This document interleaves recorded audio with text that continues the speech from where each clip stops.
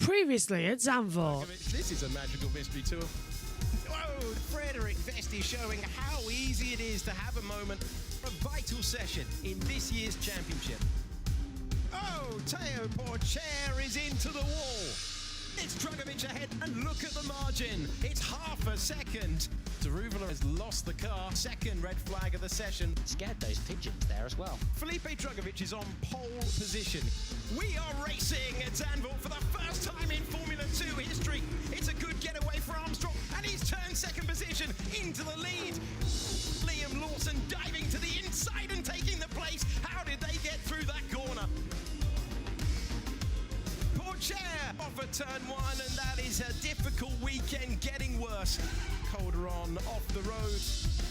It is time to go racing for one lap. A final lap shootout.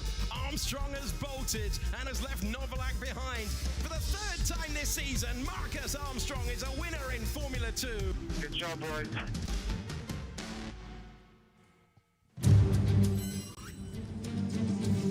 Are you ready once again to go launching around Zandvoort? Because it's time for the feature race for the FIA Formula 2 Championship, round 12 of the season, 12 of 14 as well. And here, around this fantastic Zandvoort street beach circuit as well, 2.646 miles as well, made back in the 1950s as well, been on the calendar on and off since 1952. We are all set for what is going to be a very entertaining race. And I say entertaining because the F3 feature we just had was entertaining, and this F2 race here features, yes, we have got pit stops, which means it's going to be very entertaining indeed. I'm Joshua Birch, and you might have noticed by the sign at the bottom that Synthel will be rejoining us in the commentary box in a few moments' time as well. Still getting himself sorted after Zandvoort as well. Sorry that we didn't show you the whole pre-lap attack guide as well, because again, we're having problems with our computers this morning, and it's just booted again and got ready as well. And we've been editing the shows for Formula 1 and MotoGP coming up later on today, which I'm panicking about slightly. But I have remembered I have an entire hour as well. We're not needed for a long time as well for these pre-shows. But, you know, the little heart ticker, the nervousness you get as well with when you've got to get a job done and you're on a deadline. But there's Ross Brawn with Stefano Domenicali as well, with the F2 bosses out there as well looking on. And it's a 40-lap race coming up here, 60 minutes or plus 1 hour. Let's take a look at how they line up on the starting grid then as well here for the race. It's Felipe Drugovich, the championship leader, on pole position. Jack Doohan, who won the feature race last week at Spa, starts second. Second row sees Logan Sargent in third position. Richard Verschoor is in fourth. Third row, Arun Awasa starts fifth. Liam Lawson has sixth position. Fourth row of the grid sees Dennis Hager 7th and Yuri Vips starting in 8th. And the fifth row of the grid sees Marcus Armstrong 9th and Clement Novalak in 10th position. Halfway on row 6 in P11, that is Frederick Vesti with Emile Cordial alongside him as well. 7th row of the grid sees 13th for Enzo Fittipaldi, 14th for Roy Nizani. 8th row of the grid in 15th as well, that will be Marino Sato alongside Teo Porcher, who's really having a bad weekend. His championship hope is pretty much dead at this point. The 9th row of the grid sees Jan Daruvala alongside David Beckman. 10th row, Ollie Caldwell and Callum Williams. And then right at the back of the grid as well, row 11, sees Ralph Boschong after contact as well in qualifying, put him out. And Tatiana Calderon starting 22nd. Synthel's joined the commentary. Morning, Synthel. First of all, the question to you is, how on earth was Zandvoort yesterday? Yeah, it was really, it's incredible. It was, yeah, maybe my favorite day ever. It was, you know, as a Formula 1 fan, my first time ever is always the best, of course. And yeah, I can't explain how incredible it was, as well with how it happened, of course, to Paul on the last moment. That was just goosebumps all the way. I know you've said you were sending a video over. I look forward to getting that as well and putting it on the stream as well. Hopefully as well on the parade lap as well, just being that build-up in the 5 minutes we've got. We'll put it on. Let's take a look at the championship, though, because Dragovic are now on 208 points, Pourchaire on 162, Sargent's on 130, Doohan 121. It's become a two-way fight now for this championship, but Pourchaire's going to struggle here today, starting all the way down in 16th position. Dragovic is on pole. Open goal for him to take the championship. Yeah, absolutely. It's quite a big gap. There, I think only 2 rounds after is Monza and Abu Dhabi. So Yes.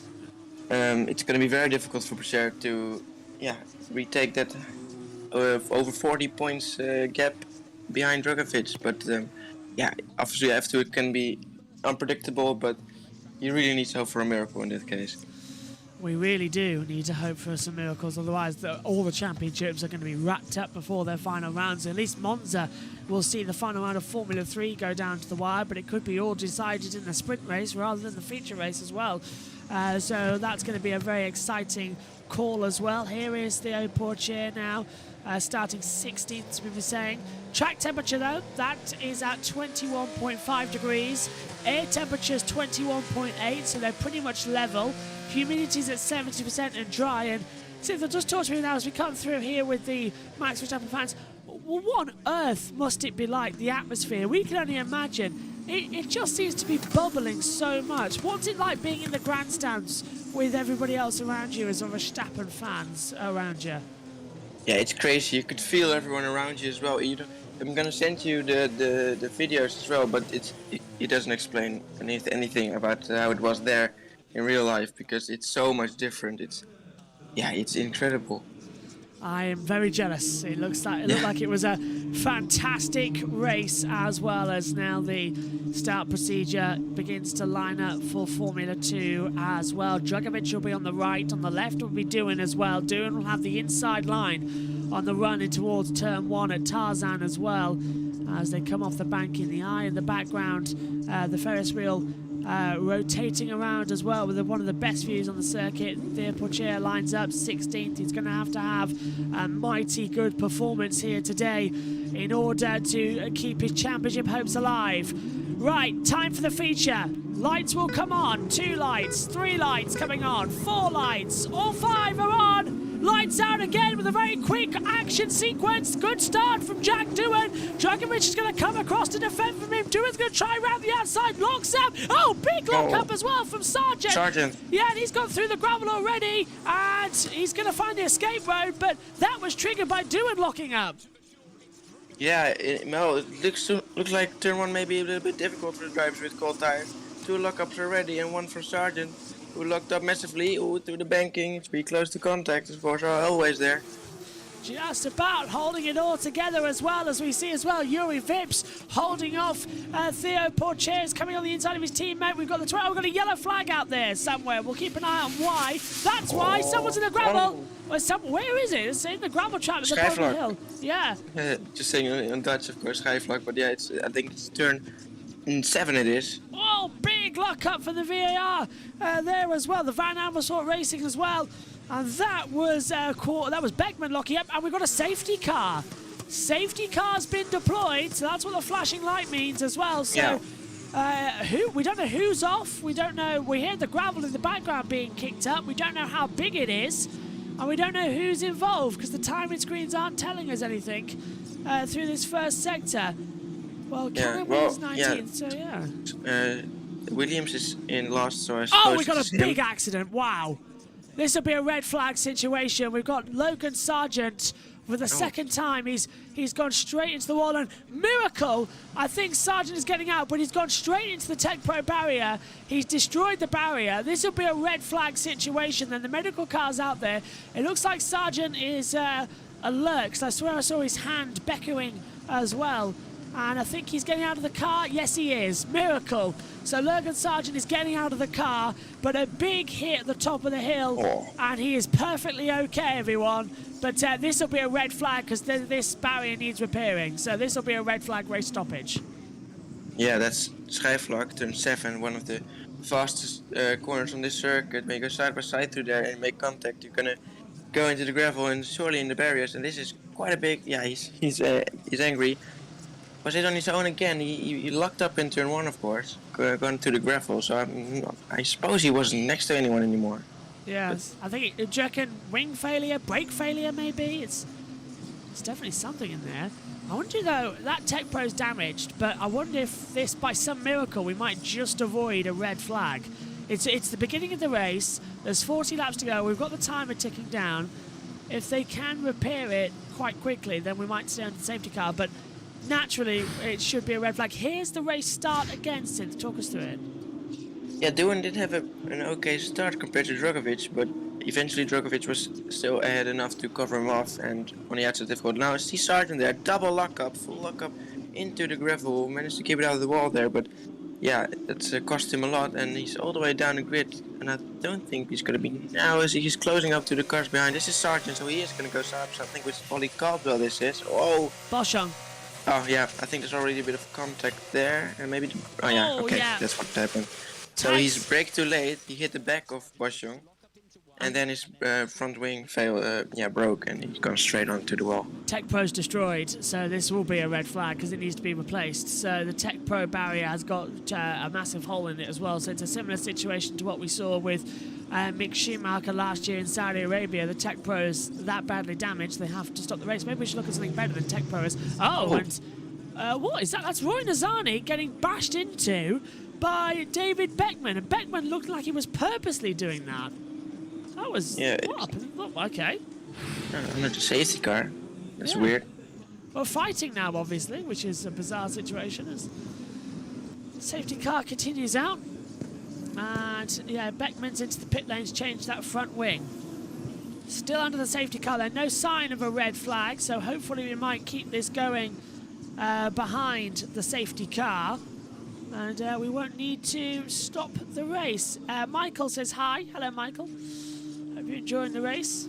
What we had of it, the half a lap. As they now try and pull that wing off the VAR, the Van Amersfoort Racing of David Beckman. And it's taking a long time. So Cordeal is up in 9th. And Beckman's down in 19th. Going to be 20th soon. So... What, are they swapped drivers? Because this is completely polar opposite from what we're expecting from the two drivers here. I think, are they going to change tyres to a new set of softs? Yes, they are. So they're going to try and stay on that strategy. And pit entry is closed. Oh, okay. So they've closed the pit entry for some reason. Maybe the front ring or something. There's some debris on there. Yes, because we did only see a little bit of it, didn't we? As well, they still haven't even extracted the car, and that Tech Pro zones. I'm surprised since they haven't red flagged the race. To be fair, I'm surprised about this fact because usually with Tech Pro damages and big things like this, the race does get stopped. Yeah, I'm not sure why. There's quite a lot of tire barriers behind him, but it's definitely damaged. This is on board with Logan Sargent. This is a double lockup in turn 1. Yeah, so looks above, turns in, and they actually him and Doohan locked up exactly the same time. So I thought Logan Sargent locked up in response to Doohan locking up, but it wasn't. Completely separate incident as he came back on the track in last, and he was right behind, as I said, Ralph Boschung.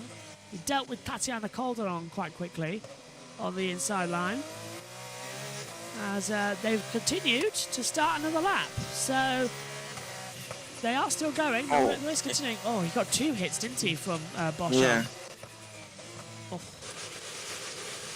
Yeah, it's his. I think it's his own fault. Yeah, too hot-headed in my book. Yeah. And they're struggling. They've abandoned the big crane and they've had to bring a digger out to try and prise out the Tech Pro. So the big crane's not doing it. So they're having to lift and pull at the same time to get that car out the barrier. Now we're on board with Sargent's car because he had one of our onboards, and look at that, he's pulling out the Tech Pro. That Tech Pro is utterly destroyed. Like, it is properly destroyed, and it's ripped in half as well. This will be a red flag now to replace it because the Tech Pro has got to be replaced in segments as well. As the car comes back and it hits the back there of the JCB truck as well. Red flag. So, red flag, the race is now stopped, which we knew it sort of had to be because of the damage to the Tech Pro barrier. As soon as we saw it go in, we knew the race would be stopped. So, The feature race has been red flagged as the cleanup begins after Logan Sargent's accident. Now the clock has stopped with 52.36 left as well, so we're now going to the procedure as a little bit of a, oh, don't tell that truck not to turn in. We've got racing cars alongside it, for goodness sake. There we go, turn it the other way. So now Tech Pro's going to be repaired. And it seems, since we can't avoid red flags in the past couple of weeks. We had one at Belgium for Formula 3, and now we've got one here for Formula 2 as well. Yeah, absolutely. And yeah, obviously it's a red flag. Maybe they waited because of course the pit lane was closed, pit entry, so something was wrong from debris there, so that's why they maybe had to wait a little longer. Yeah, they've just had to do something as well. So Sargent's car now gets craned away. The crane actually is on the other side of the track, as you can see. I mean, if you're watching along with us on TV pictures, and it's being swung round as well. But the crane is on the complete other side of the track. Monaco-style recovery system they've got here. But the reason for the red flag is because that Tech Pro barrier is too badly destroyed as well, and for safety reasons, with it being such a short run-off, they've got to replace it. So that could take realistically around about 20 minutes as well. So we could be in for a half an hour delay here, as this is a great view, an aerial view of Sargent's car. That's a brilliant view of it being up in the air as well, seeing Zandvoort as well. And the highest a Formula 2 car has ever got as well at the top there.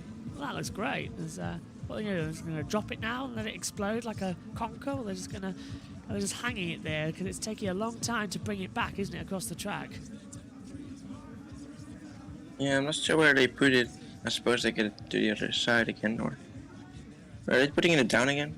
They are. Yeah, it looks like they are putting it down. They're just dragging it now across the track. So the cars now finally enter the pit lane. Drogovic, Doohan, Hauger, Vasseur, Wasser was the top 5 as they come in. So red flag, take a seat, get ready to talk some nonsense as we try and fill the time as they come back in. And there's some orange smoke at the pit entry. Look, I wonder if there was a flare or something near there, because look, there's a load of orange smoke coming through there again. What was the fan reaction yesterday since to the flares? Because there was one at the pit entry and then there was one at the back of the track. Did the fans seem to boo when the message came on that there was banner flares, or did they just cheer? Or what was the reaction there, trackside?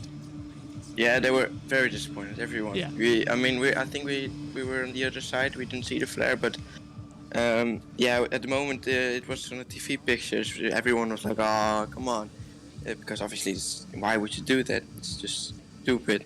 And also the commentator there was going absolutely crazy, like just keep it at home. It's no use for it. But I mean, there are a few flares, which I think it's fine, and I do like flares sometimes. But yeah, just like it was now, most of the time, there weren't too many flares. There were just some at some points at the end of the session. Yeah. And I think that was okay. It was not too dangerous for the drivers. Yeah, end of the session's okay. That's perfectly fine as well. When all the like on a cool down lap, when everyone's taking the flag, then yeah, you can do the flares. But yeah, in the middle of a qualifying session on the track, it's ridiculous as well. Because I can hear Supermax. Yeah, but not like we saw in the first lap in Austria this year, or last lap of Zandvoort last year. That it's just you couldn't see anything because of the smoke. It was too much. Someone is literally beating out Supermax on the speakers there. Was that played on all day across the speakers, or? I mean, no, it wasn't. But it was after qualifying. Oh, okay.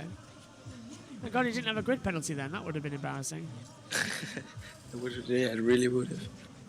And again, there is worry on his car with that gearbox if it can make it, because he did as little laps as possible in qualifying and in practice 3 as well. As already a little bit of graining there on some soft tyres on the inside line of a Wasser's car, starting in P5, still P5 as well as it comes through. And now we go into the procedure. Right, well, we're going to get on with some, we'll go to the battle screen. With Sargent being out of the race as well, we'll get along with some, I'll get along with some editing while we go on as well, because needs must. While we've got this delay as they come through, you can hear the fans in the background having an utter party time as well. Let's take a look at Juri Vips' start then, since as well. It was a poor getaway actually, and he's dropped down to 12th position. Yeah, well, he lost 2 positions at the start. He's gonna lose another 2. Yeah, look, on the outside, he actually gained 1 again because of Sargent going off. But did he have a bit of a moment here as well, which caused him to lose another few positions? Onto the right hand side, yeah, he's behind Frederick Vesti now.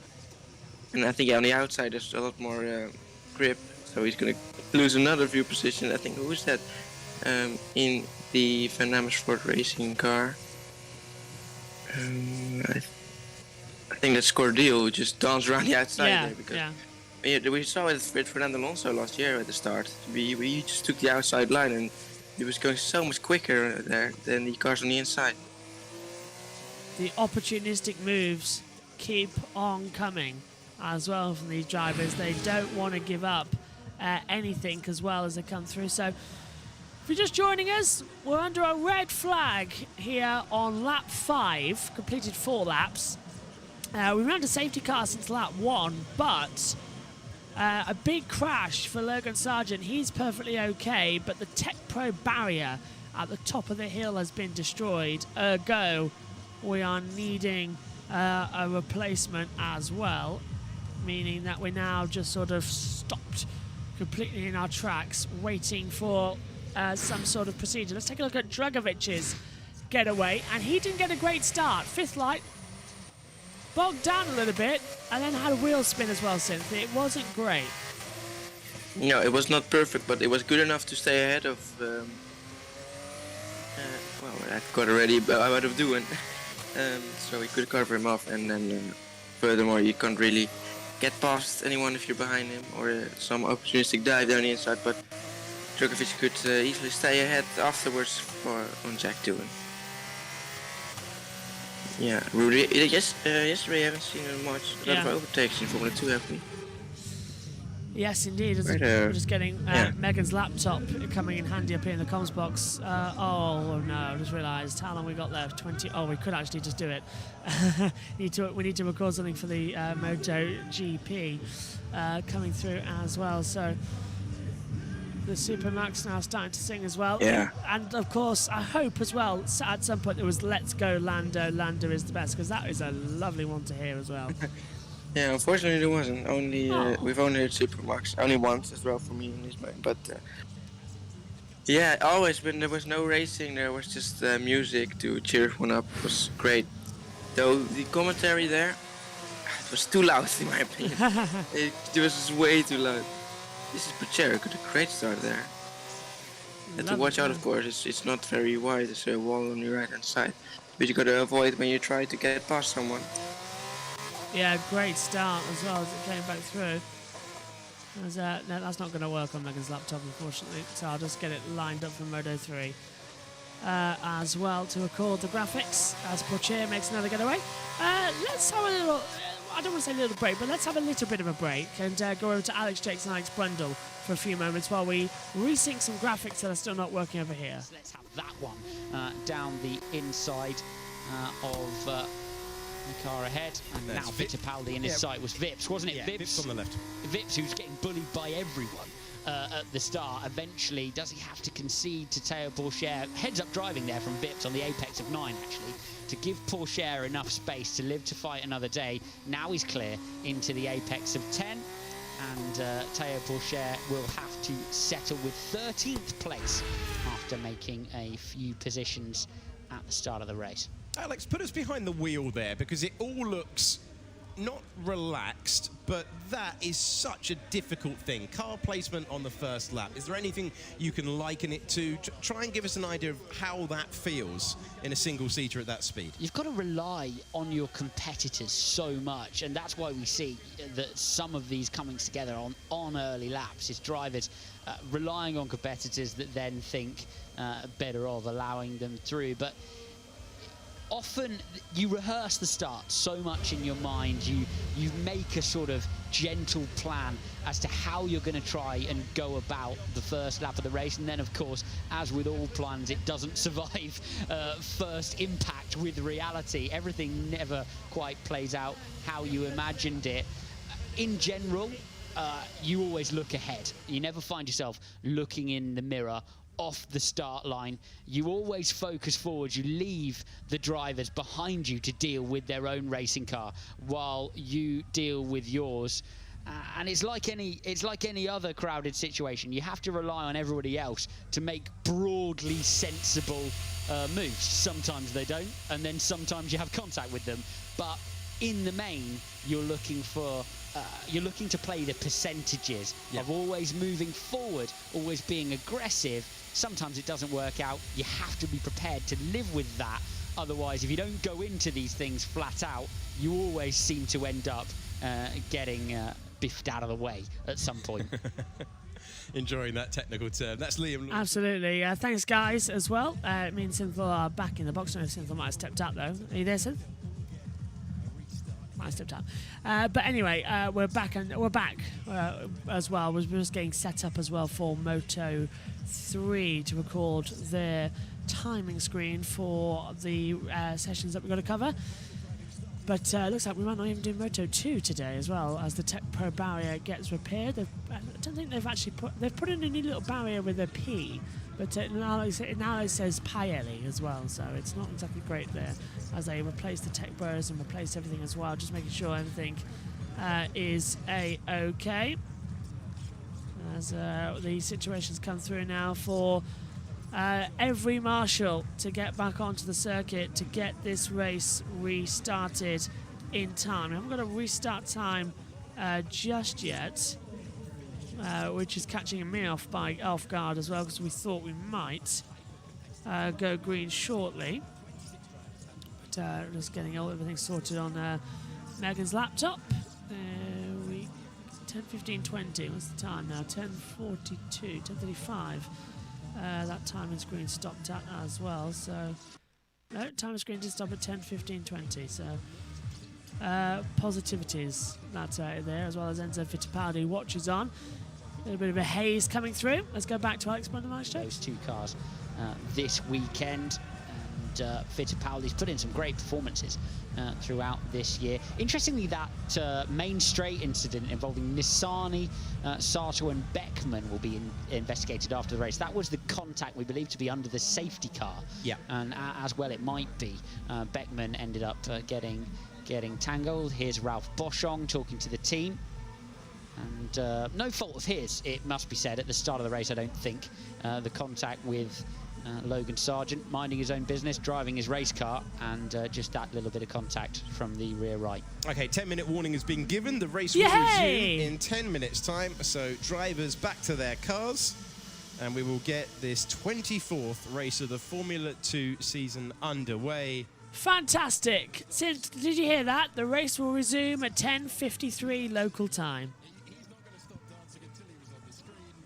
I really can't hear Synthel. Have we had an internet failing? We just don't know about it. Oh, hello. Oh, hello. Race will resume in 10 minutes. So okay, we will be going green once again. So about a 20-minute red flag period. Okay, we can take that. 52:36 left on the clock, though, in terms of time, and 36 laps remaining of the race. Well, technically 35, because we're on lap 5 now, but still. It should be another standing start, right? It should be, yeah. It's not. It hasn't been red flagged for rain. It's perfectly dry, so we should be getting a standing start procedure as well for another 5 lights as well. So yeah, it was only in the first lap, of course. So last time there was a red flag. I think it was always already nearing the end, maybe, or it was just more chaotic, and they decided to not do it. Yeah, I can't remember. When was the last F2, right? Well, F3 was damp, wasn't it? It started to rain last weekend, and I can't think of a reason. The last time we had an F2 red flag to stop the race, I think it was Baku, wasn't it? Maybe. But yeah, certainly as well. It looks like it's going to be there. I'm just checking as well. I think the MotoGP timing's gone down, which is really annoying because we need to record it. So I don't know if it's Megan's laptop or the MotoGP timing. I'm trying to double check on everything to make sure as they come through. Drew are going to get back in the car shortly because they've got to get ready. It doesn't take that long before we go back to green flag conditions. The safety car will lead them up the pit lane, and then it should be a standing start. That is the procedure for the FIA rules as well as the Formula 1 rules. So it shouldn't take too long to get this race restarted. This is a replay of the incident down the start straight. There's a timing error. Okay, that's good news. I've just been told from MotoGP. And this is a main straight incident will be involving Nizani, Sato and Beckman will be investigated after the race for causing a collision. How do you read that, Synth? Because they all look like they just run into each other. It's very difficult to see from here. They both braked, both Sato and Nizani, and Beckman just sort of tried to go between them. I think Beckman... Was it just exactly that point when the safety car was deployed, or was it already deployed before?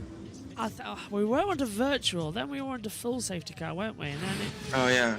So, I suppose it should be Beckman's fault in that case.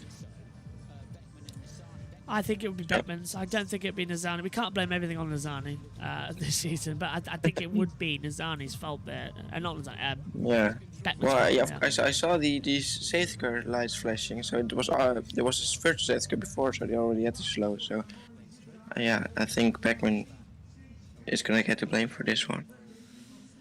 So there's the standing lights with 5 red lights. The session's suspended. The cars are into the pit lane. We don't form them up on the grid anymore. We haven't done that since 2014 in Suzuka. We bring them into the pit lane under red flags now as well, and then we have a standing restart. The reason is because it took too much time to get them all back on the grid and get everyone back into the pit lane, whereas if the cars just leave the pit lane, the track is clear, so we don't have to have a formation up of everything being taken on and off the grid again. So it took them 35 years to work out that was a good procedure, so just leaving the cars on the grid. It's okay. When we used to have aborted starts as well, we never used to send them off on another parade lap. We literally just used to abort the start and go back to a 15-minute procedure. So if there was an aborted start, we had to wait another 10 minutes.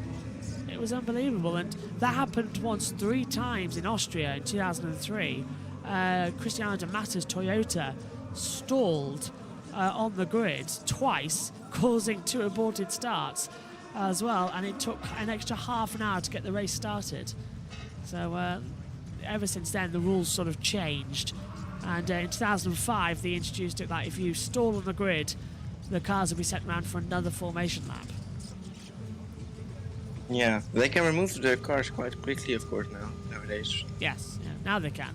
Before, the pit lane actually never used to open that much as well, so you used to have to roll you right down to pit exit or pit entry where you're on the grid. So, yeah, definitely a good thing now that we can get this cleaned quickly. 5 minutes to go into the restart procedure as well, so we should be finished around about 11 o'clock UK time. That's 12 o'clock in Europe as well, which is annoying because it takes edit time off us as well as we get through. Apparently our timing screens are slowly coming back to us, which is great news for MotoGP. And it's 15 minutes to the start procedure there. Okay, so let's have a quick word then with Alex Brown and Alex Jakes, and then you'll be back up with myself and Synthil for the race. Jakesy then becomes the best rookie of this year's championship in the championship standings as the orange sea of fans makes their way in. Flags drooping a little more on the top of the grandstand, demonstrates we've got less wind than yesterday. Big tailwind for the Formula 2 race yesterday down towards the first corner, which was reducing the effectiveness of the DRS and the potential for overtaking. Inside shoulder of Felipe Drugovic's tyres looking reasonably healthy, but they haven't been asked to do much yet. Just a few corners before we were under safety car and then red flag conditions. Formula 3 champion looking to make the best possible getaway again. Worth saying that they can't change tyres under this scenario, and if they could, they can't. They've got really no other soft tyres to put on, so most of the teams and drivers retaining the same tyre, or the teams and drivers retaining the same tyre, and will be on strategy then to come through the field. Just a few laps remaining until those mandatory pit stops can take place in this feature race. That is past lap 6. And yeah, it's lap 6 as well, since that's really the opportunity that they can't change tyres in the pits under the red flag, because usually it's a golden opportunity to get your new set of boots on as well because of the change. Now they can't as they come through. Yeah, are there different strategies? I think there must be. Some people starting on the hards, some people on the mediums, so yeah. I'm with you, there's different strategies it seems. Out here on the circuit. Go on. The red one is the sauce, right? Yeah, red soft and yellow medium, white hard. And I think at the moment we've only got the white hard and red soft here this weekend. And it's not like the tyre compounds of Formula 1 where it's C1, C2, C3, C4. It's a spec hard, spec medium, spec soft across the entire year for Formula 2 and Formula 3. We don't have different tyre compounds like the C1, C2, C3. This is a move under safety car, we're being told, to look at as well. Oh, Nissany and Beckman. And Sato. Oh. This explains it. Yeah. And look, they're all in a mess together, so they don't know what the order is. Beckman's waving Nizani through. Sato's backing up. Nizani's on the inside line, and then Beckman's get told to pass him, and he whacks into Nizani. Okay, no, this is stupid, because I think both Nissany and Beckman just try to stay ahead.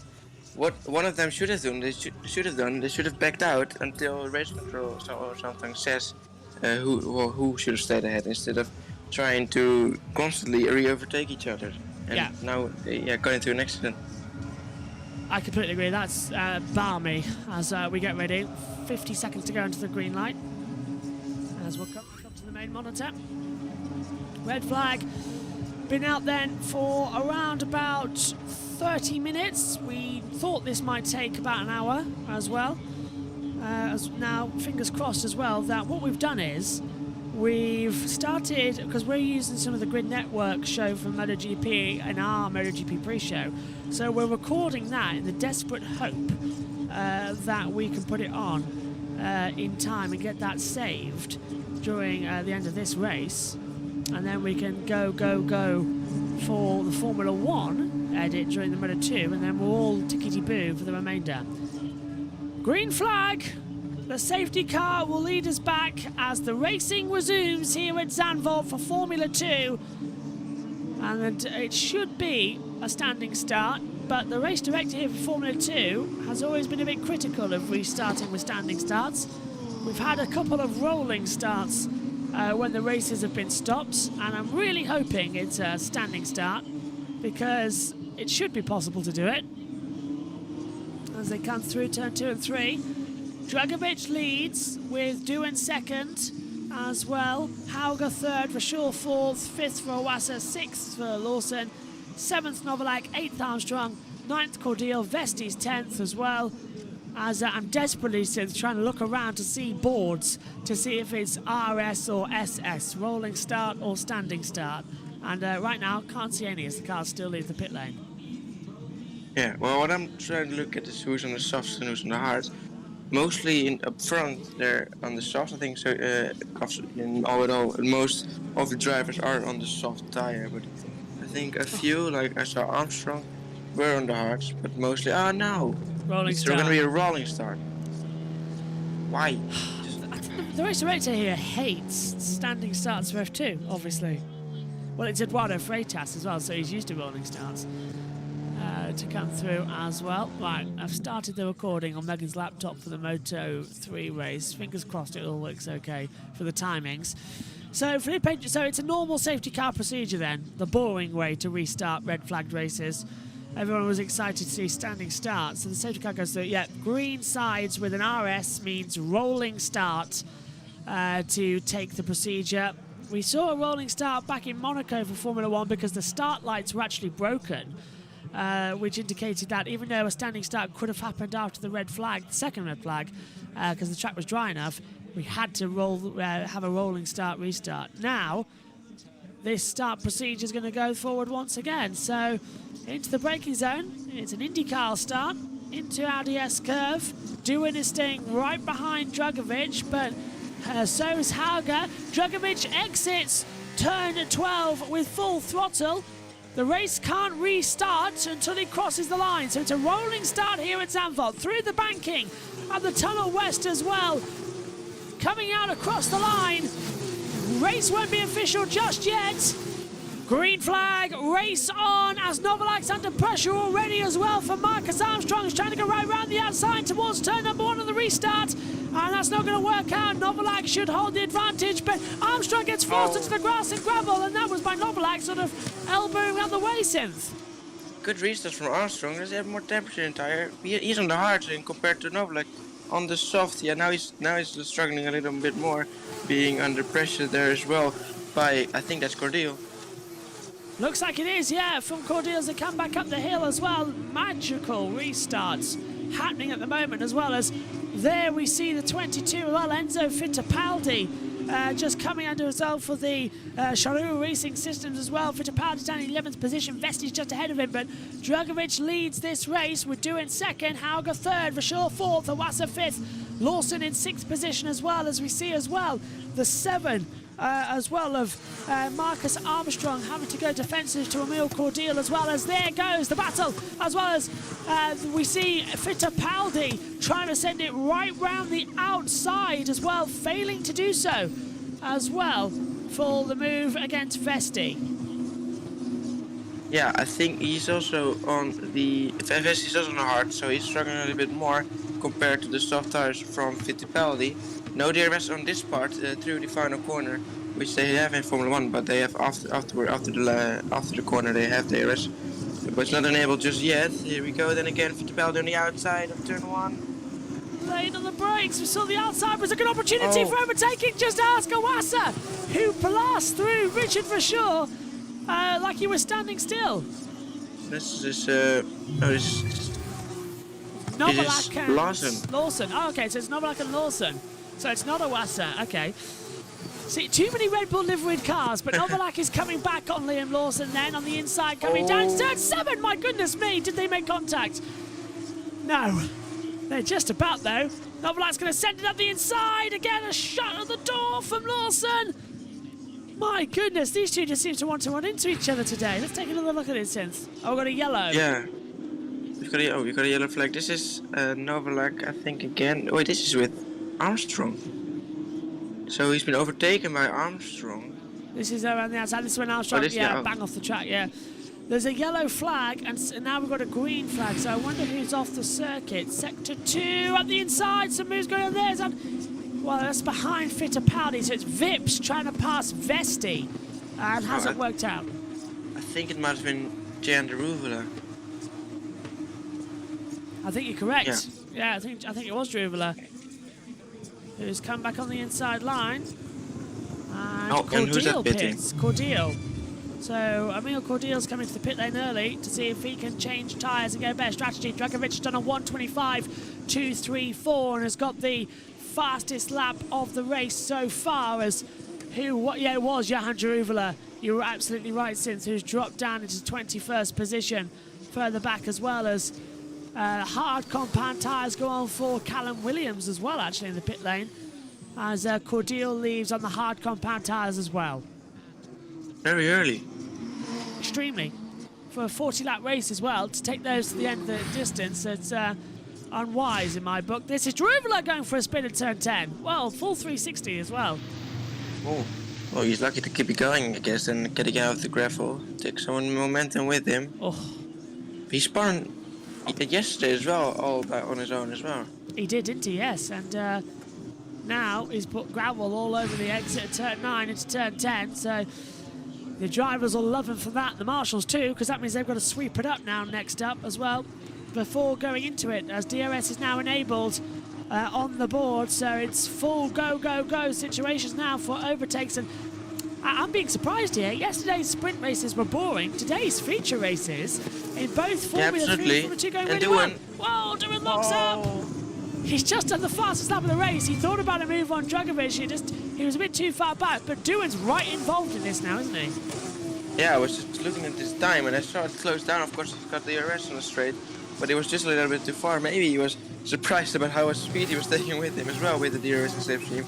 That he locked up a little. Luckily he didn't go straight on, but that has surely cost him a little bit of time and tires as well. As side by side Fittipaldi trying to get past Armstrong here, but yeah, you can't really overtake to this section. Yeah, what were you saying as well before that Doohan lock-up as well about the sprints yesterday? I said weren't very good, they were a bit boring. Today's features have been really exciting. Yeah, it really has been. It's yesterday there were maybe only like 2 overtakes, and now we've seen quite a lot of battles already, and we're only 1/4 of the race. This is what happened to Jack Doohan in turn 1. Yeah, so he gets in the slipstream and the DRS pulls into the inside and just locks up on the outside left, hits her radio from him. Yeah. Well, just, yeah, as well. He just says, okay, short and sweet, to the point, and he's going to get rid of those soft tyres soon anyway, so it's not going to cost him too much time. He's still right behind Djokovic, and that's Fittipaldi trying to dive at the inside of Armstrong at turn 3, and the low line just not working around there. No, obviously Armstrong now got a great launch out of the corner as well, so he's taking some more speed towards turn 7 as well there. Moto 3 has started, so that recording is underway, just double checking everything and triple checking. Oh, and Novalak pits. Okay, so Novalak in the pit. I thought you'd gone off the circuit there for a second. Yeah. Yeah, so Novalak now into the pits as well. He's going to go into the hards. It's so early, but I suppose they can finish the race on these tires. Not going to do a 2-stop usually in Formula 2. Yeah, that's just it. If there's a safety car late on, I think they'll all come in and box a set of soft compound as well. But let's hear from Doohan.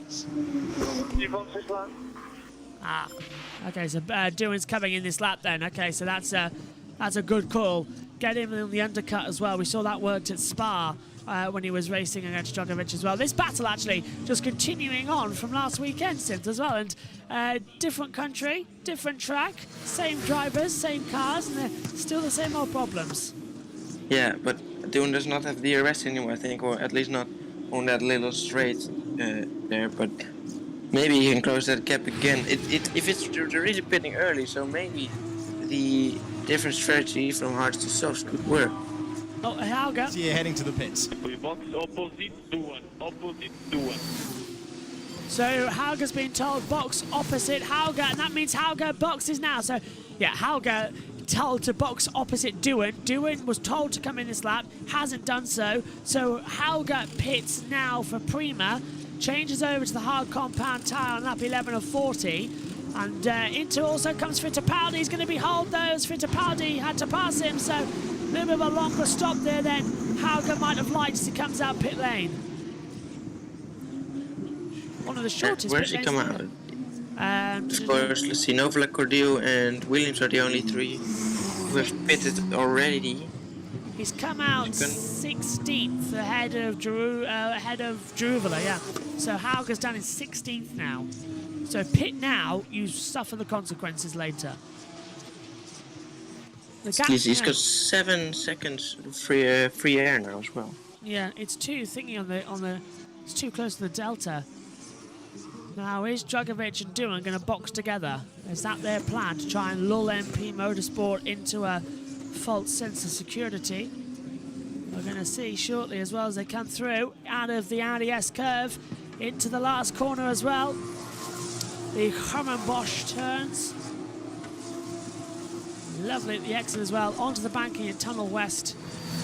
And Djokovic isn't going into the pit lane, neither is Doohan. In fact, I don't think anybody is in the top 4, so they'll continue another lap. Correction, top 5. Liam Lawson's gone through, so has Armstrong, so has Vesti. And into the pit lane comes Juri Vips, so he becomes our next victim for the pit lane. We thought it might happen, and it has happened. Yeah, so I suppose then Doohan, he is struggling a little bit more than Djokovic. His gap is 1.3 now, so it might be because of the flat spot in his tires. Vips, Beckman and Caldwell are in the pits now. Yeah, as Vips, Beckman and Ollie Caldwell, as you say, into pit lane. Just making sure that my alarm won't go off as they come back through. It's going to be close. It is. Here comes Novalak, and the overcut worked against him. So Novalak goes 15th, Vips down to 16th, but only by a couple of fractions of a second. But Beckman and Ollie Caldwell also lose out, and Doohan's tyres are destroyed. He's dropped 1.4 seconds now back from Drugovich. Yeah, he might need to pit soon. Did the yeah. undercut or overcut work? The undercut, I suppose. 110% I would box now and just suffer, because otherwise you're going to be suffering yourself coming from all this. Yeah. And into the pit lane now does come Doohan. That's a good call. So Doohan pits, Verschoor takes second. Awasa also comes in now as well. So it's full race o'clock coming here at Zandvoort. Oh, it's a long hold and away goes Doohan. And he's put on the hard compound tyres. He should be good to the end of the race now. And there's Awasa coming out as well on hard compound, trying to get some temperature into them as well. And they're going to come out ahead of everybody who pitted. So Tatiana Calderon hasn't stopped yet. Of course, the red stop was for a red flag, so we're not counting that. When it goes from red to white is when they've made their mandatory pit stop, because, of course, the red flag does not count in this strategy. Okay, well, so this is on board now Philip Drugovich, so surely he'll pit this lap. But if the overcut works, it means they'll have a bigger gap then on Doohan. Yeah. Should definitely be. As I'm trying to say that the thing I was doing works really well. Let's have some radio from Verschoor on the radio. Push, we do one more lap. Push, we do one more lap. Push, we'll do one more lap as Drugovich comes into the pit lane. Verschoor's going to stay out and take the lead here at Zandvoort. And that, I think, is a very crucial call, Synth. Yeah, well, if the overcuts work, the gap is quite a lot, I think, to Drugovich, so... But here we go then. Felipe Drugovich, where will he come out? Ahead or behind Jack Doohan? I suppose ahead, because, yeah, the tires of Doohan still need to warm up. Quite a big... It's a bit dangerous in my book as well, all this. It's a bit too much on the nose as he comes out. Drugovich is 9th and comfortably ahead of Doohan as we see a battle now. Dennis Hauger locking up, trying to pass Awasa for 12th position. Awasa stays ahead of him as well, but Drugovich comes out P9, Calderon 10th, Doohan 11th with the fastest lap as Doohan's now a couple of seconds back, actually, 2 seconds back from Drugovich, who hasn't worked out there. There's Doohan, look, stuck behind Tatiana Calderon as well, is the reason he can't get up there. So he's stuck behind Tatiana Calderon, who's way out of position as well, and is now holding up Doohan. And now Tatiana locks up on those old tyres. Doohan's going to come on the inside line. Tatiana's going to try and defend as well around the outside. Doohan's going to go for the move. Tatiana gives him room, and Jack going to... Yep, go around the outside. Nice move there. But again, it's happened again since, just like in Belgium, Spa a week ago, back markers holding up the race leaders deliberately. Yeah, why did she defend? There's no use. It's honestly mind-boggling sometimes is why they do it. Here's Richard Verschoor then. Now, this overcut might have worked. Clean stop, away he goes on the hard compound tyres. Liam Lawson, I think, is taking the lead of the race. There we see Drugovich. And a lock up at the exit of the pit lane. Did he hit the wall? Did he hit the wall? No, he's out. He's gone out the pit lane, but he's just behind. He comes out in between.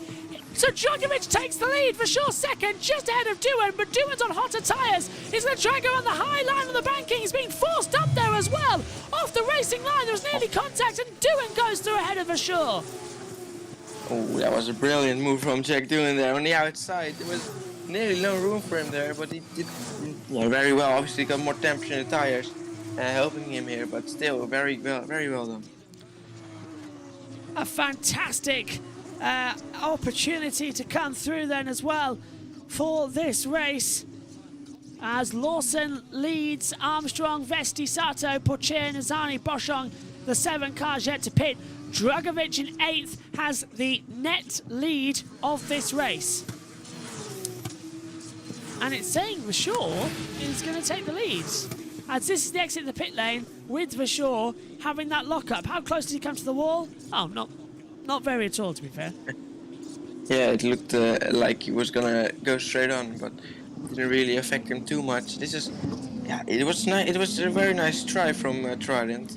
Nearly got out of Dragovic as well. Obviously, you might think track position is all here in Zandvoort, but still you can overtake. And especially with this, look at this move. This is brilliant. Such, yeah, obviously so much more grip, and he's gonna go around the outside here. Obviously he's all up for sure. He's putting a lot of pressure on for sure, because if he just get a little bit of oversteer on those cold tires, he's gonna, spin to and around. Gorgeous, absolutely gorgeous racing we are having here at Zandvoort, a proper race as well, which is something that is a bit unusual, which is good to see.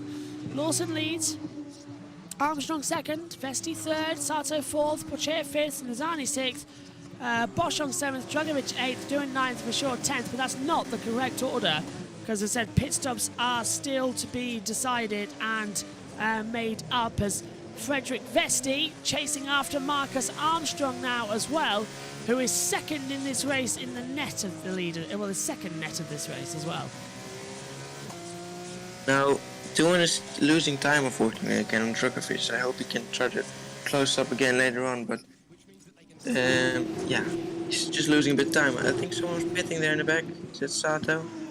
No, I don't know if my time screen's frozen or not, but no, it's Nizani and Sato. Yes, it is Sato, you're correct.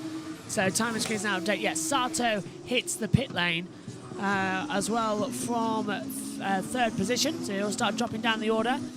As side by side again, Awasa trying to send it up the inside as well of Tatiana Calderon, and Calderon is not pitting, and I don't know why she's not pitting on those hardcore tires. Oh no.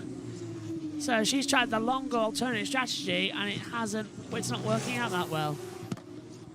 Yeah, well, maybe on the softs there'll be a safety car. She could try something, but obviously she's just were you getting far sidekick? behind. Oh, are you sidekick? There's a yellow flag out there, sector 1. Yeah, and it's Sato with the wheel off.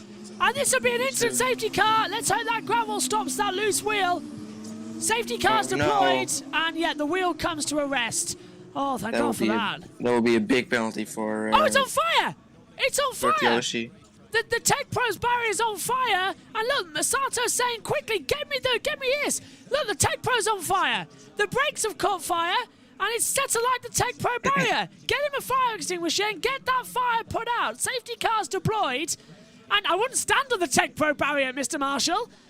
And it's the brakes, not the Tech Pro, I think. No, look, it's actually set fire to the Tech Pro barrier, look, because the brakes on fire, but the Tech Pro set fire as well. The advertising boarding of DHL set fire, there we go. Fire extinguishers on it as well. Cools the brakes, but crucially puts out that Tech Pro barrier fire. Because it's only polystyrene, and if that goes up, it'll go like a Roman candle. Up it goes, whoosh. But thankfully, yeah, it's good. Pit entry closed as the safety car comes out again.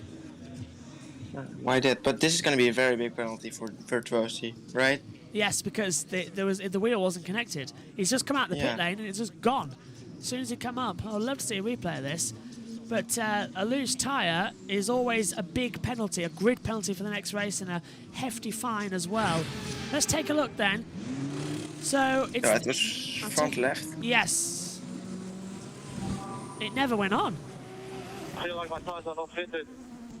Yeah. Yeah, it never went on. That's why. Look, it's loose. You can see it coming out of the pit lane. Turns it, and I'm surprised it didn't come off there. So here's down at turn 3, and straight into the gravel, and off goes the tyre. The nut comes loose as well, and it's pirouetting down towards the banking. And thank goodness that tyre was stopped in the gravel trap as well, because if that came back on the racetrack, it could have been very, very nasty at one of the fastest parts on this track. So safety car out again, everybody, as well. I have the drivers who... Oh no, the pit lane was closed, of course. Yeah, which is weird. I don't know why they've closed the pit lane entry. Because there's no reason to. We're not IndyCar, and we're not F1 2005. The pit lane should still be open. So I wonder if there's a problem down there at pit entry as well, or if it's an automated message. Pit exit was closed. Yeah, pit exit is closed, so pit entry is open, so you can come in, just can't leave the pit lane. Bizarre. I haven't got that message that it's come back open yet either on the board, so they're still. It's not like he stopped at the exit of the pit lane. He's a corner after. Yes, yeah. Yeah, look, Flag? Is it a red flag? No, pit entry's closed. Oh, sorry. I thought that for a second as well. I thought, they red flagged the race, but it's a pit entry is closed. It's a red X as well, so pit entry is closed as well now. So exit and entry closed of pit lane. So they can't pit, and how long are the tyres going to last? That's another one then for Sato to go through. So that's Virtuosi out. Their driver currently as well, net second, and this late safety car, as soon as that pit lane comes in, is going to give an advantage to everyone as we're nearly halfway through the race, and we've done half an hour. So this will be a hour race plus 1 lap if we continue like this. There's just so much weirdness going on as Virtuosi now talking with the FIA, prepared to give their slap on the wrist. I think it's a faulty wheel gun actually, so they might just get let off if it's a faulty wheel gun, as they're examining it now. So, they might just get let off, you know, because that the wheel gun is a standardised part from the FIA. So the ones who started on prime start a bit now, right? Yep, correct. Strategic. Yeah, so whoever started on the prime tyres, this safety car has, let's say it nicely, it's messed up their race, I think is the best way to put it at the moment, as the safety car is out, as the Virtuosi of Sato gets taken back out, and this is another replay of it from the pit lane. Watch the right-hand side of your picture. It's the front left as well, but it's the right-hand side for us watching, and it just never seems to want to connect. It's a faulty. That's Already smoking. Yeah.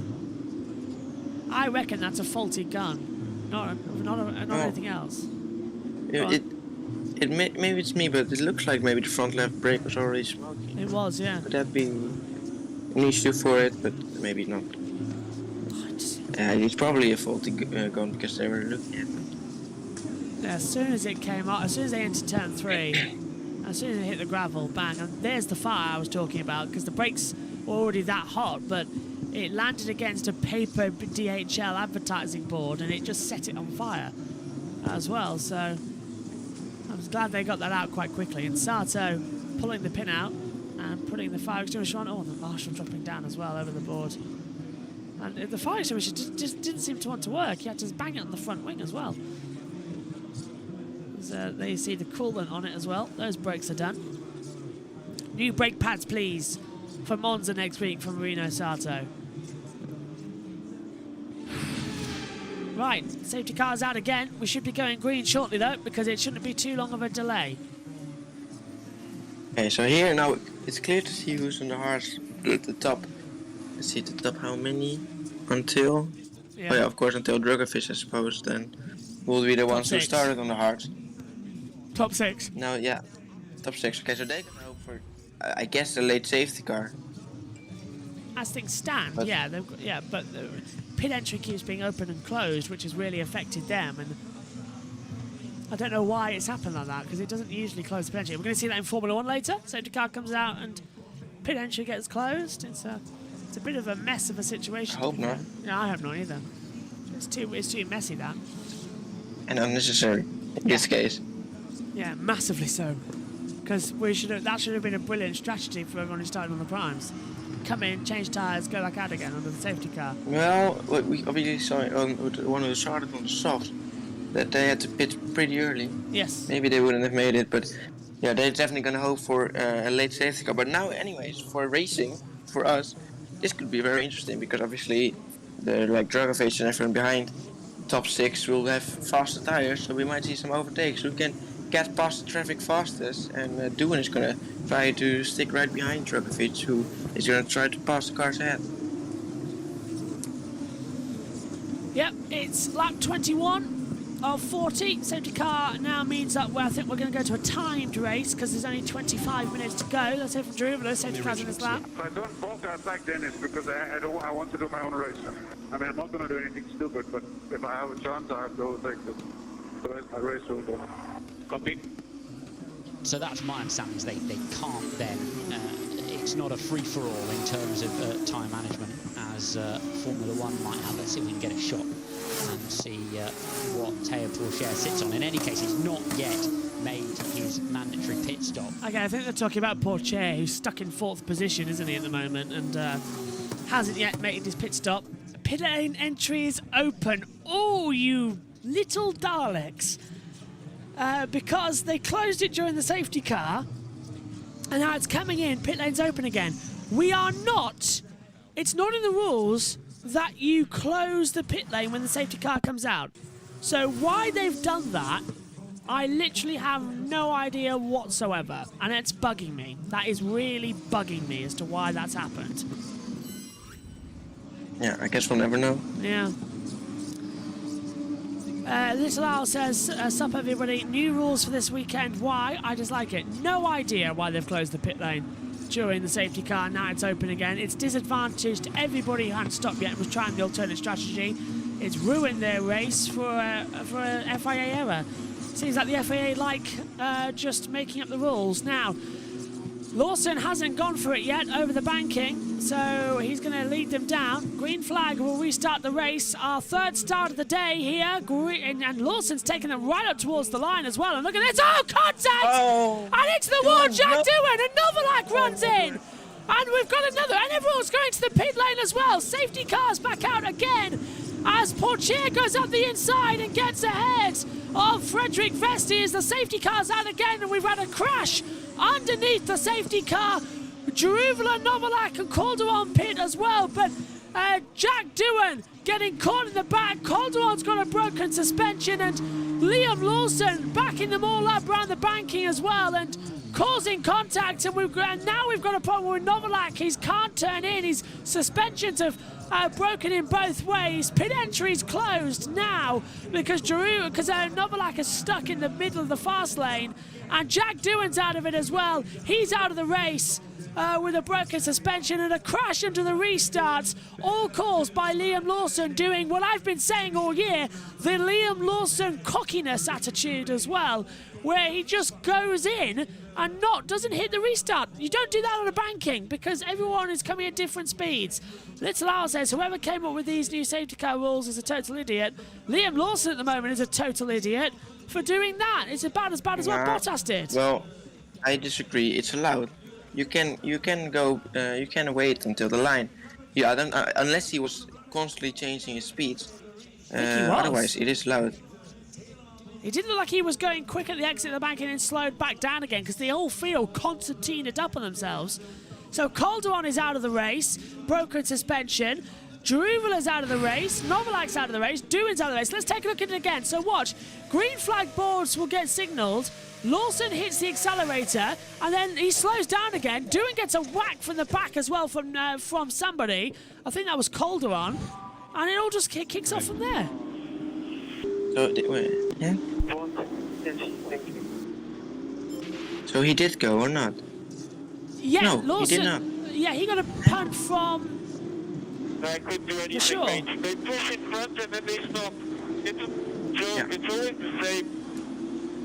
So Lawson backed them up, and then the mid part of the pack thought, okay, we're going. And then everyone else thought, oh no, we're not going. So Lawson takes them off the banking, and then the field is still, they're not in the right order. Lawson No, has no, the, no. But Lawson There's was Campos there. Who Yeah. was the Campos? Is that Ollie Caldwell? Yes. But it was for I think sure. he left a little gap and then he went. And then he stopped again. For sure. Lawson went just at a constant speed. He didn't change anything. Well, he was supposed to go at the safety car line 1, which is at the top line of the banking. He didn't, so Lawson might be in trouble for that because you're supposed to be at accelerating speed by the time you meet safety car line 1. He wasn't. He was taking it all the way to the line. That rule was introduced after the F1 crash in Mugello a couple of years ago, and then Max Verstappen decided to do whatever he likes as well. You have to go. Look, pit entry is closed, as we know, but the safety car back out again, but you have to be at accelerating speed by safety car line 1. That was at the banking. He wasn't. This is Novalak coming into the pit lane, and I think he's just going to have no suspension. Novalak, oh, he nearly stabs into the back of the Prima mechanics as well.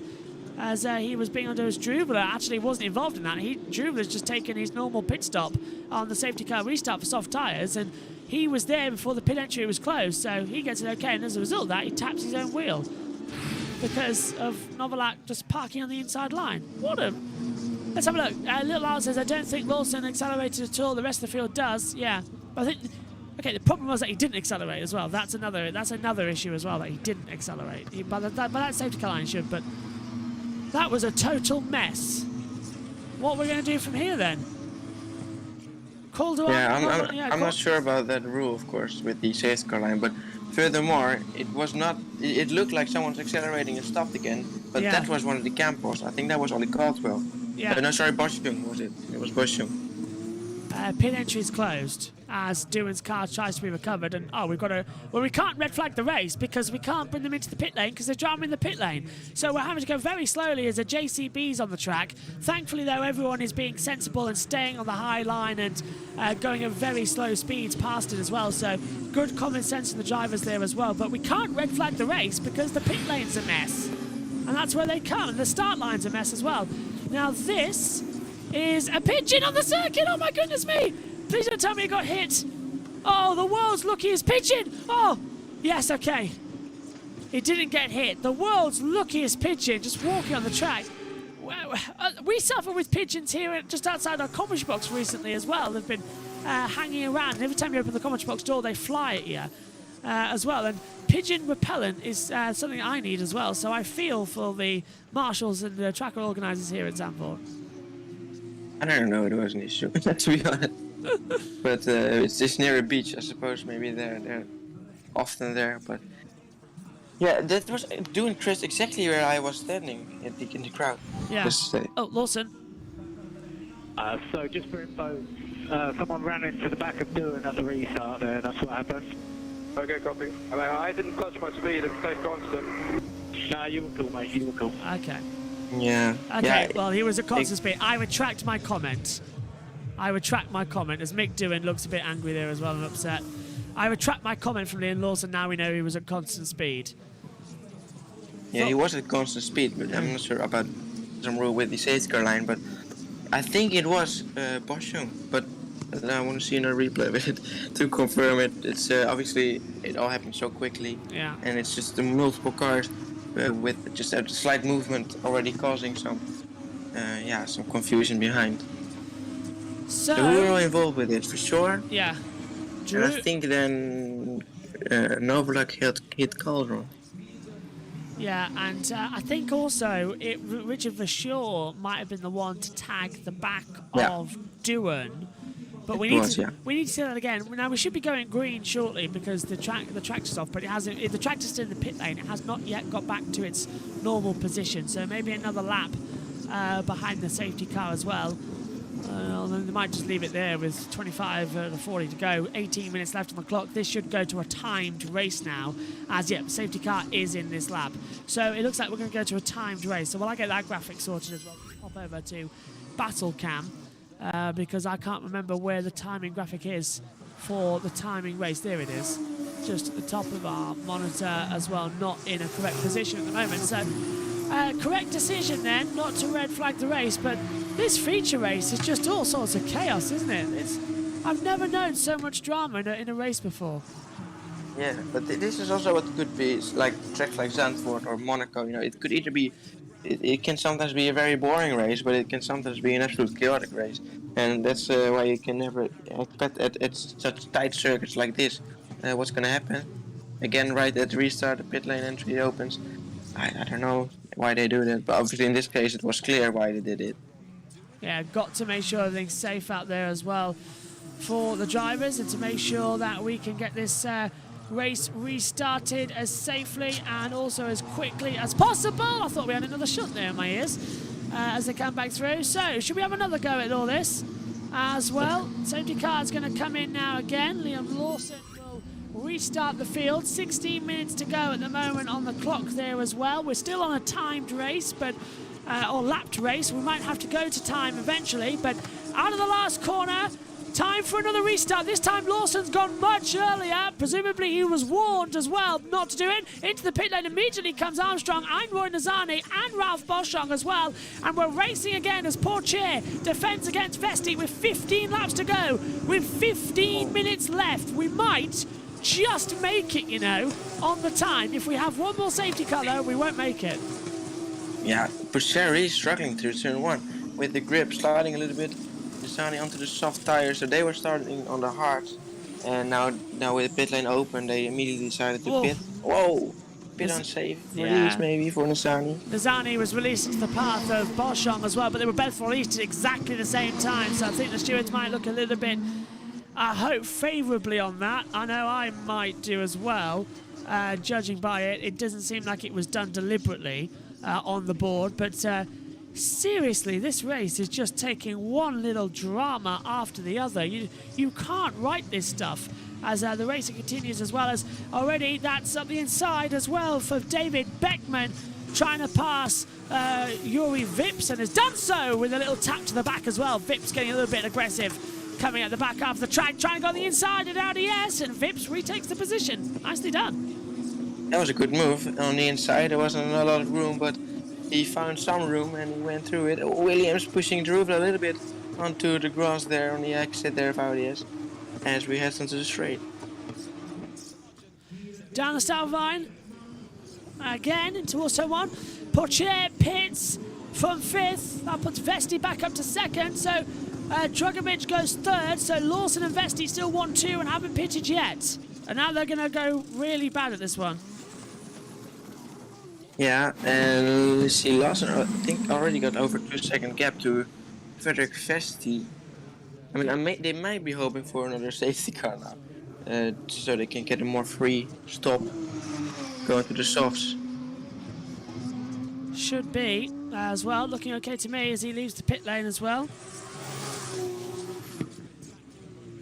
And again, just constant drama in this race as well. It's difficult to see. So soft tyres for Pourchaire.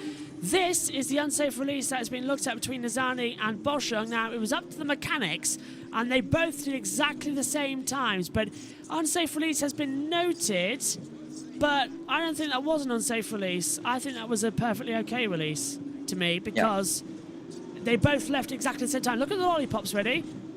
Up goes Boschung's, and then up goes Nazani's, but I don't know.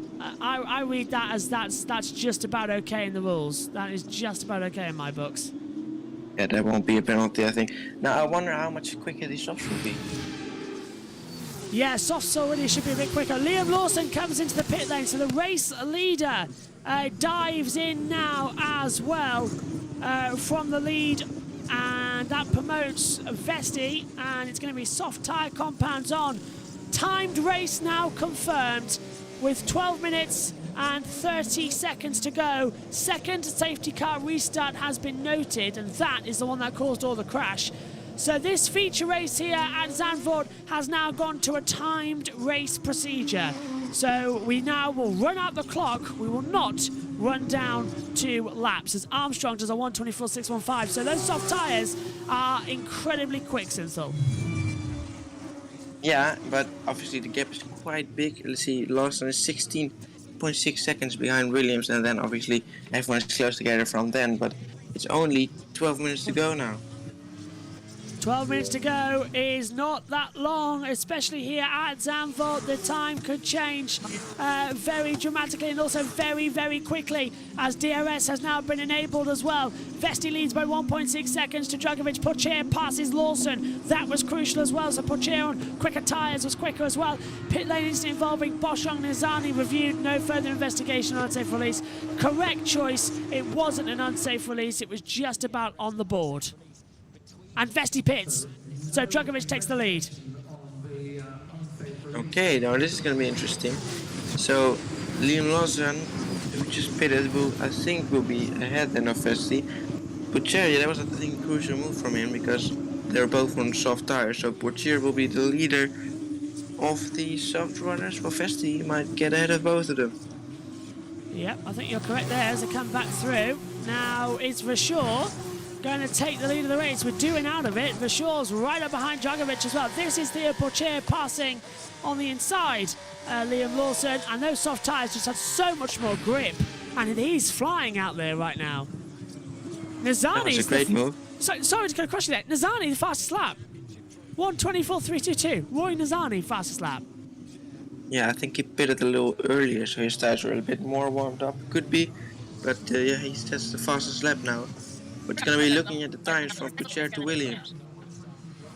Sorry if you hear some cut over there as well.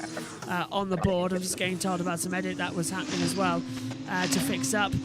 Second safety car restart will be investigated after the race. We'll bring you all that in the Grand Prix review later on this evening as well, with all the information. I think it's just after the IndyCar race. We'll bring you that. And this is the ART getting their nuts on. And Vesti had a problem with that nut on the left side, so it wasn't going on. So the second nut didn't work, the first nut didn't work, and then they had to change over again. Oh, the wheel wasn't actually connected. They dropped the jack before the wheel was connected. My goodness, that's a silly procedure. How did they do that, I wonder? Yeah, well, luckily, at least they noticed. Yes, this time they know, yeah. Somebody was paying attention out there today, it seems. So thank goodness for them as well down there. As they come in once again. Yeah, with the fastest lap now again in Bruce, 1:23.46. To what lap? Can you see the lap down from Williams as well, or not? Pourchaire's got the fastest lap, 1:24.426. Williams, Cameron Williams in 11th. 1:26.103 was his last lap. Pourchaire is 3 seconds faster than Williams. Wow. 3 seconds. Just hand him the trophy now. Honestly, hand him it now, because Pourchaire is coming through the field with awesome speed here at Zandvoort as well. As we take a look at, I'm just having to take a look at another monitor at the moment to get everything sorted. But honestly, this is amazing. With 8 minutes to go, well, 9 minutes to go, 8:43 left on the clock. We are really into some awesome territory now to see this race through. Dragovic leads by a second to Vashor, but Vashor's just done a personal best at a 1:25.064, and Dragovic's time was a 1:25.077 last time round. So once again, they are matching each other, but Dragovic is still going to take maximum points here today, and his 208 to 165 he had to Pourchaire will increase to 280 to 237 as well. So big opportunity now to come through. Pourchaire improves again. Tires getting only quicker and quicker. And 23.3. That's 1.7 seconds faster than Dragovic last time lap then. yeah, a 1:23.8. Sorry, 1:23.339. 1:25.838 is Callum Williams' time, so it's still Pourchaire's much faster out there as well. He's just beaten the old F2 lap record. Now you may be thinking, well, this is the first weekend F2 have ever raced here. That bit is true, but Formula 2, when it was run by Jonathan Palmer, did race here, and that lap record was a 1:24. So now, Formula 2 FIA standard is the fastest championship here at Zandvoort in the junior category. So that is nice to know, because of course Jonathan Palmer did Formula 2 in 2009, 2010, 2011 before he gave up on it, and then it went back to GP2, and then in 2015 it became Formula 2, which is the correct thing. It used to be GP2 and GP3, now it's F1, F2 and F3, which just makes more sense. If only though we had it in every round on the calendar like they do for Moto 3 and Moto 2 to make it more sense and actually classify it as a world championship. That'll do us, but we'll take what we can get as they try and amalgamate F2 and F3 together. Go on, Synth. Yeah, I don't think Pourchaire's gonna make it. No, I don't. He's too far He back. might get past Williams, but that's it. It's not gonna be a lot of laps remaining. Only 6.5 minutes to go. The gap is still over 9 seconds. There's Novalak. He's not getting fast enough. Yeah, Novalak. It's a lot of damage to that front wing. In fact, it's Frederick Vesti who's just taken the fastest lap of the race so far. It's a 1:23.078 on the timing screen. So Vesti now fastest of all, and he's in 17th and last position as well. We've lost Calder, Novalak, Duran, Sato and Sargent from the F2 race so far. We're now into, by the way, as I said, to a timed race if you're just joining us here on the radio commentary YouTube as the racing continues on. I haven't been able to look at the YouTube chat for a while, so let's see if I've caught up anything as well.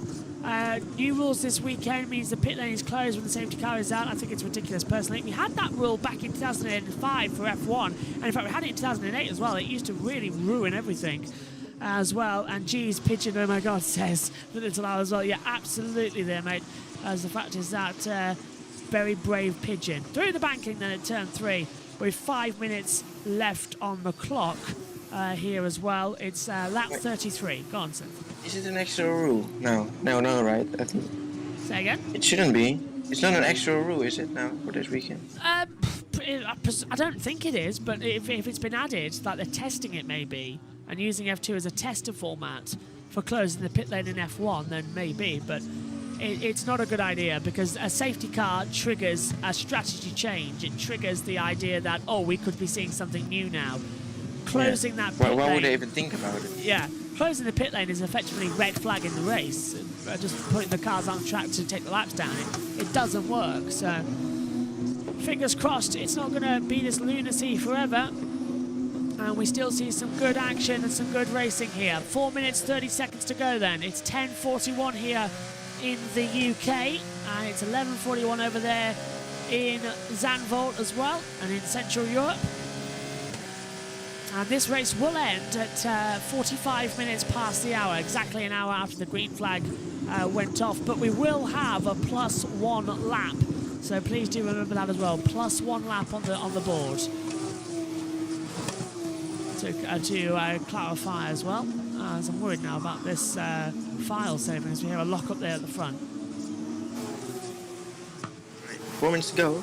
4.5 between Lawson. 5.4 between Butcher and Williams.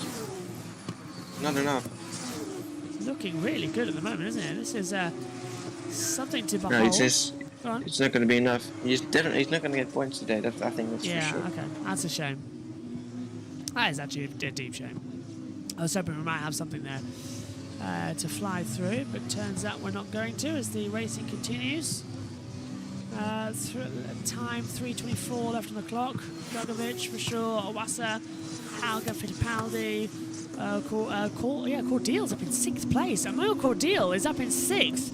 The driver has scored no points this season. Is on course for some big points here at Zandvoort, and he has stopped. That's a surprise. Nobody expected that. Hansapu did expect that, to be fair, to come through. That's caught me by surprise. Like Latifi getting points. Yes, it really is, isn't it? Yeah.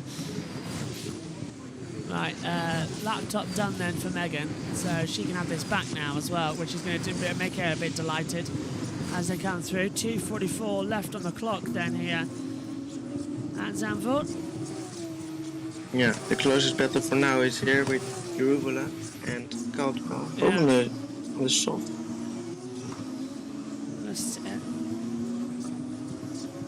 So, 2:25.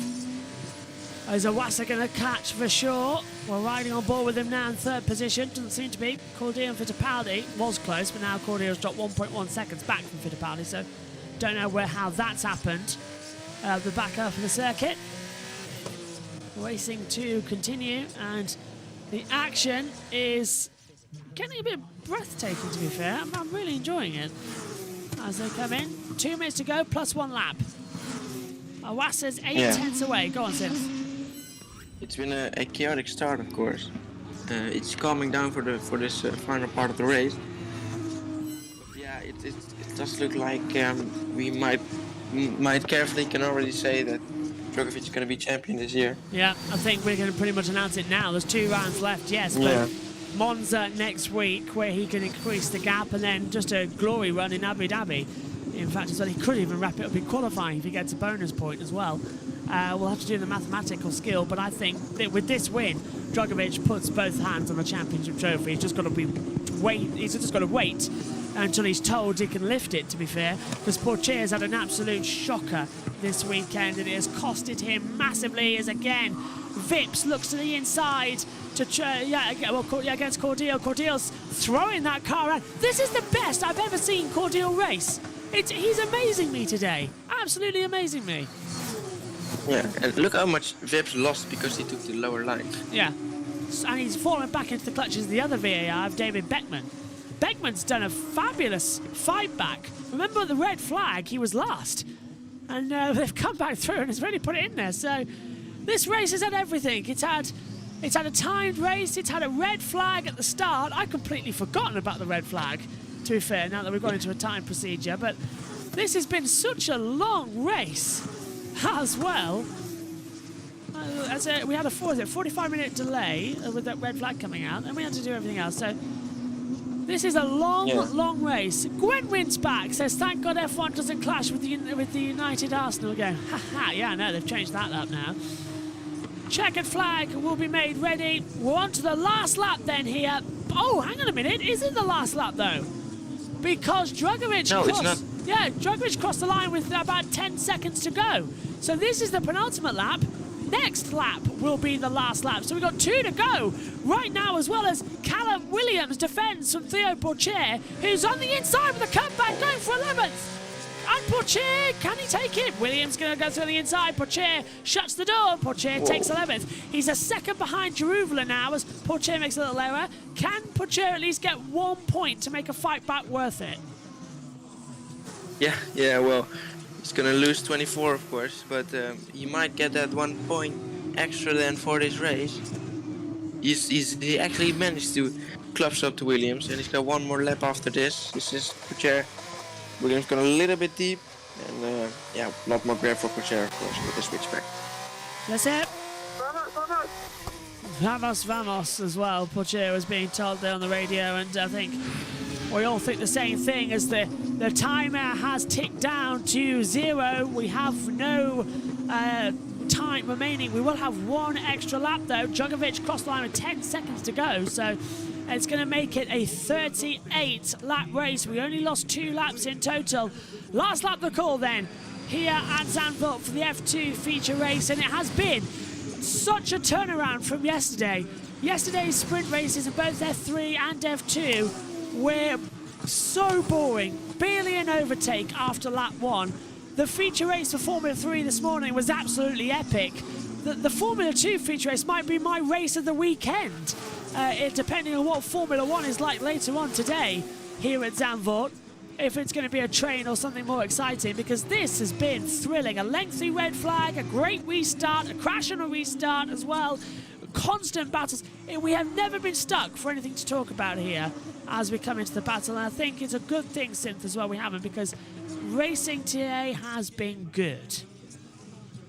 Yeah, and still Formula 1 is up next, so let's hope with the new rules for the cars, and it should be more easy to overtake and close up. Let's hope we can see a good race. Of course, a longer DRS zone as well. Felipe Drugovich comes into the Audi S curves as well. He gets a bit of an applause there as well, but let me tell you something. He's won 1 sprint race this year. As Pourchaire gets 10th. Pourchaire did pass Jaruvla. Brilliant. Drugovich already had the championship lead. He'll take an extra 24 advantage. Felipe Drugovich wins his 4th feature race of the year here at Zandvoort and dominates the race and firmly puts 2 hands on the championship. We just have to wait for him to be told to lift it. Pourchaire has an absolute shocker here at Zandvoort, which means the title could be wrapped up next time out at Monza. Unbelievable, but Pourchaire got 10th and a crucial point. What a race. Yeah, how do you say it? Yeah, it's a Dutch one too as well, with the Dutch MP Motorsport in P1, and of course Richard Verschoor, Dutch driver, in 2nd place. Mate, just Gamal is getting closer. Wow! Wow! Come on! Come on, boys.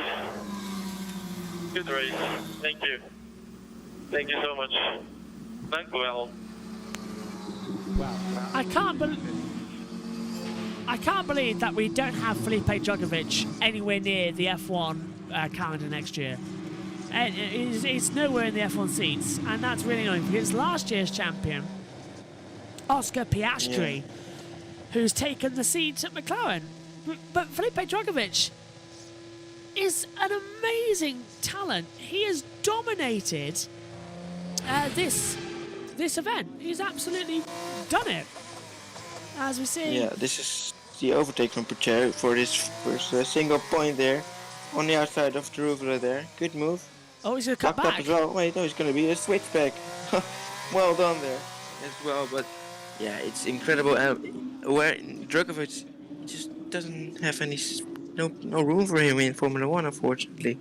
Maybe, of course, there will be maybe a Williams seat over next year, but that could be for Logan Sargent then, and maybe the Alpha Tower will open up with if Gasly will go to Alpine, but then maybe we'll go for Herta or for Lawson.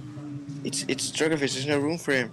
Yeah, and it's so annoying. I'm hoping that he can get it in 2024. I really do hope. But just quickly, the little owl has pointed out what I talked about in the commentary, but it has now been made official. Emil Cordial got 6th. His first points in Formula 2. Let's hear from Drugovich. Okay, that's not... Well done, mate. The race, well done, mate. Strong drive. So, P2? Yeah, to be fair, I don't know. I feel a bit, I don't know. I should have celebrated when I hit someone else like that, but a very good job, guys. Yeah, I think Vishal feels like he should have been doing in second place as well after that great race he was running as well, but that's the way the cookie crumbles sometimes. Yeah, so with that points as well, Cordial will jump up into level with David Beckman, his teammate. So let's hear again from Drugovich. For information. Felipe, this is Clem. Top job, mate. Well done. I unfortunately watched it from the sidelines, but really happy for you, mate. Top job. Thank you, Clem.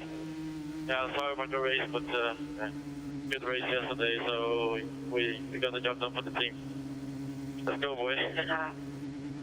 Clement Novelap there, just talking to his driver. He's well, his teammate, I should say, who was giving a big round of applause. That's nice to hear as they come out. Look at the team. Look at MP bowing as the Dutch get a home win for the team of MP Motorsport, as you say, Sin. And it's the Brazilian who takes it to them as well. And a Dutch driver in second place as well, as you say, with Richard Verschoor. Good race, that. I like that one. Yeah, this lot of Formula 2 was a really boring race in the sprint, and this was an incredible race, of course. And of course, who else? Drugovich has won it. Constant drama What's now. the gap now? Big.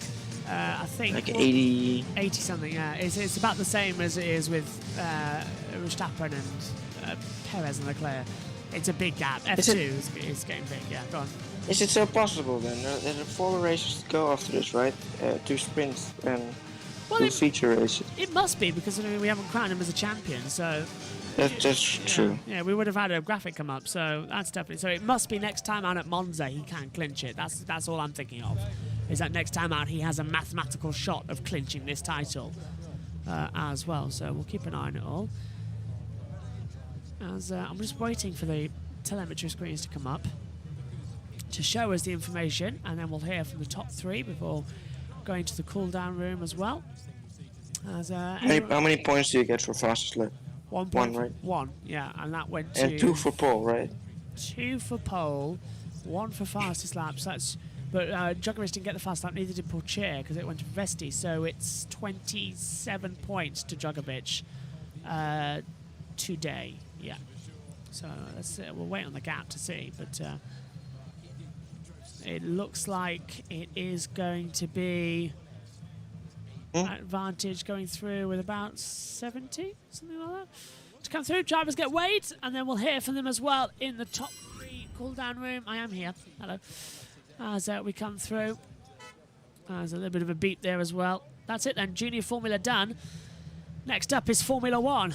But of course, I've got to now co-commentate on the Formula 2 race, sorry, on the Moto 2 race, and then the Moto GP race as well, and hope that all our data system works, because I'm now starting to panic that we haven't got an F1 pre-show lined up yet, which is a bit alarming as well. But I'm remaining calm. It's all there in the edit. I've just got to hit save, and I'm hoping it does it in the Moto, in the Moto 2 race as well. We're going to open TweetDeck up and all that lot as well to make it a little bit easier on ourselves. There's the moment as well that crossed the line for Felipe Drugovich as well. I'm really hoping we get out of here early because I've only got a couple of minutes. Well, it's 20 past 11, I think the session starts, but I want to get ready and try and get things sorted as quickly as possible and as thoroughly as possible as well, and get data transferred over because we've got to do some shows today. You get 10 points right if you win the sprint, Yeah, and Drugovich finished 6th, didn't he, in the sprint? and 25 if you win the feature. So let's see. We're going straight to the podium. We're not going to hear from the top 3 because we're running out of time because of that red flag, and they've got to do the Porsche Super Cup soon as well, so they really are running out of time with that red flag in the first half of this race. Let's hear from the drivers in the cool-down room instead.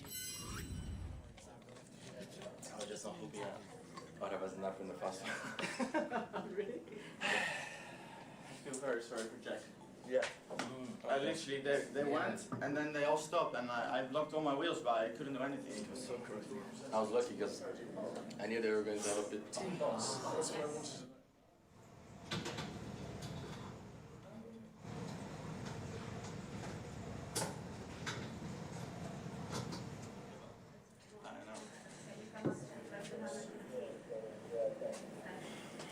What happened? How was your front left? That's alright. Yeah, because you didn't push in the beginning. I didn't push the whole race actually. Yeah. The top 3 there. We just heard from them as well. And did we see the Drivers' Championship when I wasn't looking? I really hope we didn't. I think we did. That's annoying. Either way, Drugovich leads it as well. Look at that. Onto the podium then. There we go. Fast lap did go to Vesti, as I said, a 1:23.078 was his best lap. You can see on the timing screen there the best as well to take it. Okay, podium time then. Here at Zandvoort, Amuro Wassa finishes in 3rd position. A great result for him. Richard Verschoor on home soil takes 2nd position. And for MP Motorsport on home soil, it's race win for the Brazilian with Felipe Drugovich. His 4th his 4th feature race win of the year. His 5th win of the year as he had a sprint race, of course, at Barcelona. And once again, we will hear the Brazilian national anthem for Felipe Drugovich.